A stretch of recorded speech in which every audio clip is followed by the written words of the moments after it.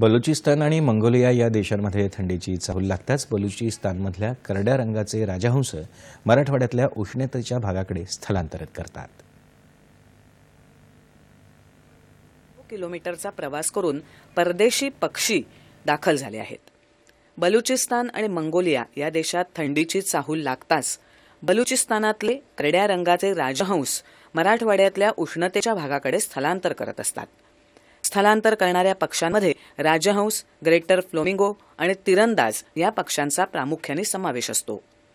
पाणथळ ठिकाणाचा शोध घेत मराठवाड्यातल्या पैठणनंतर ते लातूर जिल्ह्यात दाखल झाले आहेत.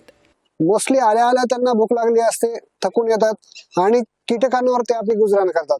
त्यामुळे काय होतं, शेती पिकांवर जे कीड नियंत्रण जे आहे ते कीटकांना खाऊन करतात आणि त्याचा साहजिकच फायदा हा शेतकऱ्यांना होत असतो.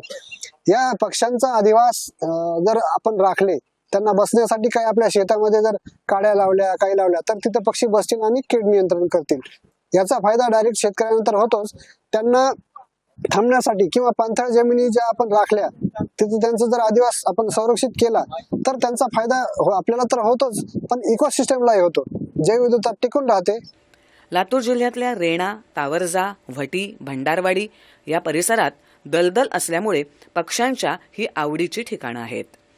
या ठिकाणच्या पाणथळांवर परदेशी पाहुणे मुक्कामाला थांबतात. हजारो किलोमीटरचा प्रवास करणारे हे परदेशी पाहुणे 3 ते 4 आठवडे लातूर जिल्ह्यातल्या या पाणथळावरती मुक्कामाला असतात आणि त्यानंतर ते पुन्हा भिगवण इथल्या उजनीच्या तलावाकडे मार्गस्थ होतात. साधारणतः परदेशी पाहुणे मराठवाड्यातून एप्रिलच्या पहिल्या आठवड्यात पुन्हा आपल्या मायदेशाच्या परतीच्या प्रवासाला निघतात. दूरदर्शन बातम्यांसाठी दीपरत्न निलंगेकर, लातूर.